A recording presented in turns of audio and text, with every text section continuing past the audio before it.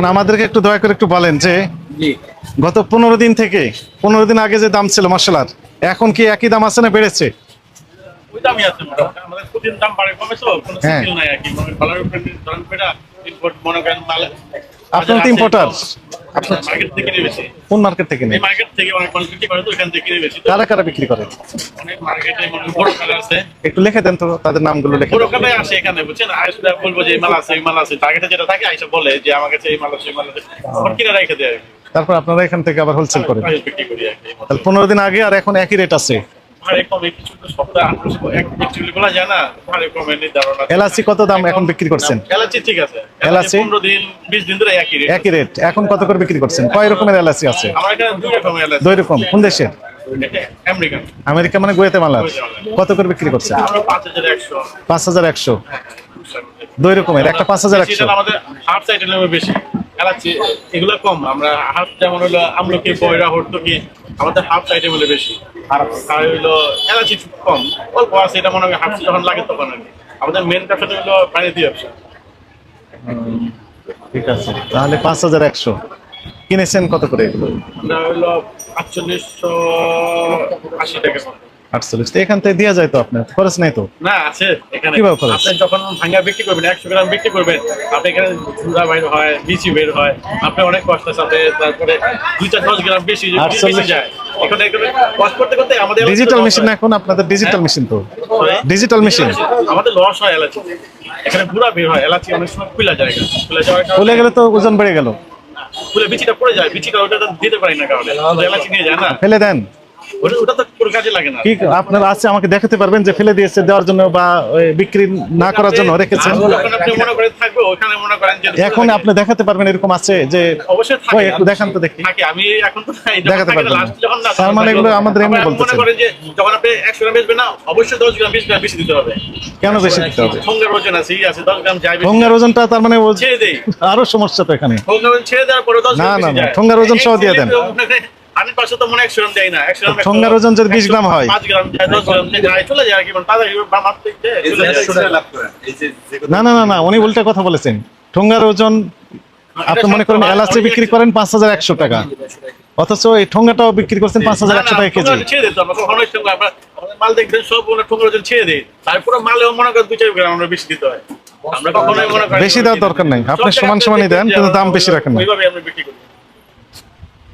ঠিক আছে, তাহলে যাদের কাছে কিনে নিয়ে আসেন, ক্রয় রসিদ তো নিশ্চয়ই দেয়, জি, এগুলো সংরক্ষণ করেন। টাকা তো মনে দিতে হয় যখন, তখন তো মনে করেন যে অবশ্যই। আমরা এখন পরীক্ষা করবো, দেখতে চাচ্ছি কেন আছে ক্রয় রসিদ। বলেন 4800 টাকা কেজি। আপনি একটু পরে কথা বলেন, আমাদের একটু হেল্প করেন।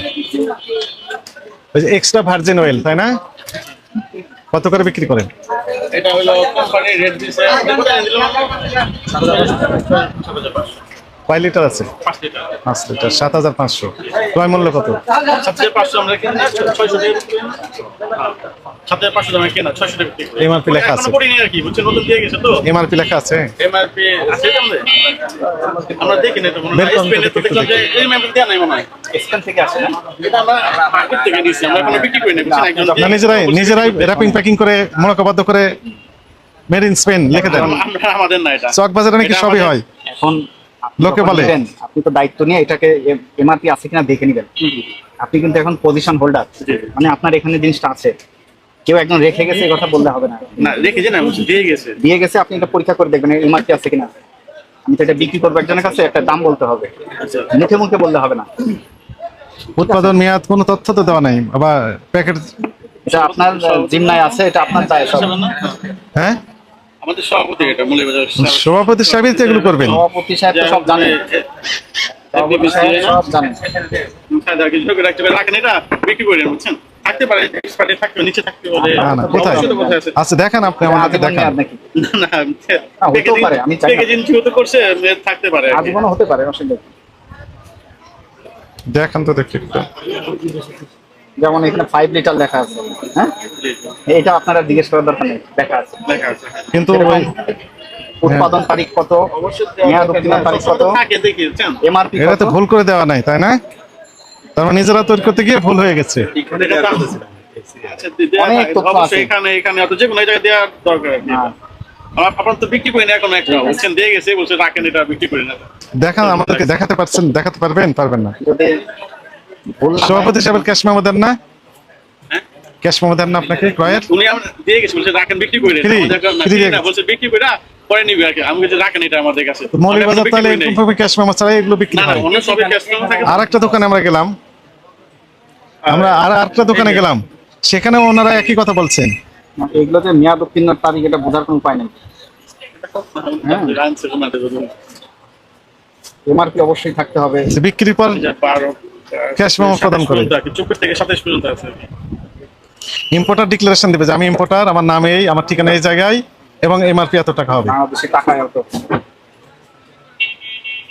আপনারা তো এগুলো জানেন সব, আপনাদেরকে অনেকবার বলা হয়েছে, আপনাদের সমিতিতেও এগুলো সচেতন করা হয়েছে, আমাদের সাথে মিটিং করা হয়েছে, কিন্তু বাস্তবে ইয়ে হচ্ছে না, সংশোধন হচ্ছে না।